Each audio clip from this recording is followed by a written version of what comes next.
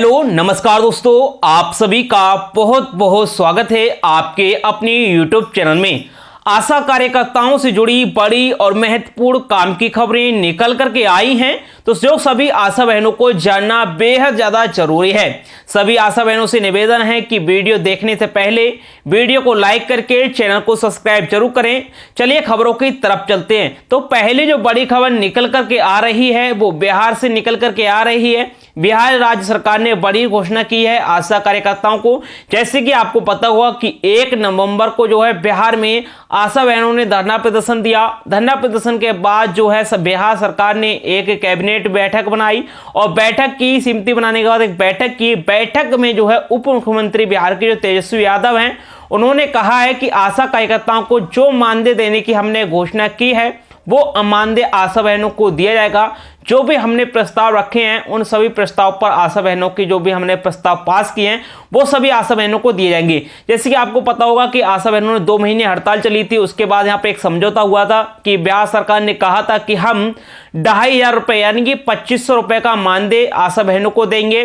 साथ ही साथ मानदेय कर्मी जो है आशा बहनें कहलाएंगी। उसके बाद जो है काफ़ी लंबा समय हो गया और ये चीज़ लागू नहीं करी थी बिहार सरकार ने, जिसके बाद आशा बहनों ने फिर से 1 नवंबर को धरना प्रदर्शन किया, आंदोलन किया और भी आंदोलन की चेतावनी दी कि अगर ऐसा नहीं होती है, बिहार सरकार लागू नहीं करती है तो हम बड़ा धरना प्रदर्शन करेंगे। तो यहाँ पर तेजस्वी यादव ने कहा है कि जो भी हमने कहा है, यानी कि हमने कहा है 2500 रुपये मानदेय दिया जाएगा, साथ ही मानदेय कर्मी का दर्जा जो है आशा बहनों को दिया जाएगा।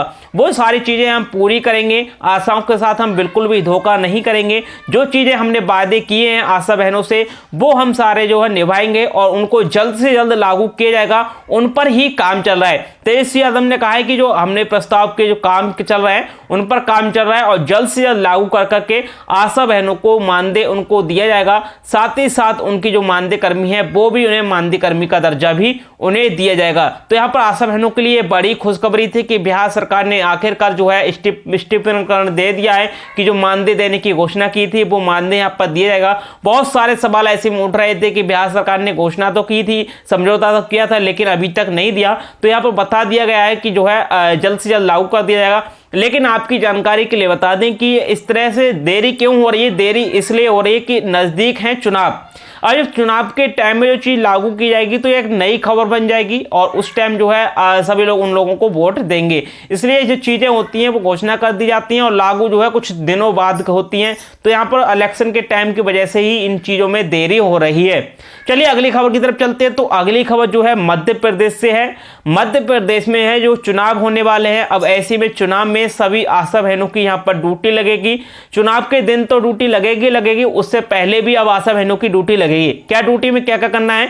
आशा बहनों को अपने जिस क्षेत्र में आशा बहनें हैं वहां पर घर घर जाकर के जो भी 18 साल से अधिक है और जिसको वोट डालने का अधिकार है उन लोगों को जागरूक करेंगी कि सभी लोग जो है मतदान करें, मतदान केंद्र पहुंचे। उनको जागरूक करने का काम जो है अब जिम्मेदारी आशा बहनों को यहाँ पर सौंप दी गई है। ये काम जो है नया काम आशा बहनों को सौंप दिया। पहले चुनाव में ड्यूटी ही लगती थी, लेकिन अब आशा बहनें पहले लोगों को जागरूक करेंगी, उसके बाद उनकी चुनाव में ड्यूटी भी लगेगी।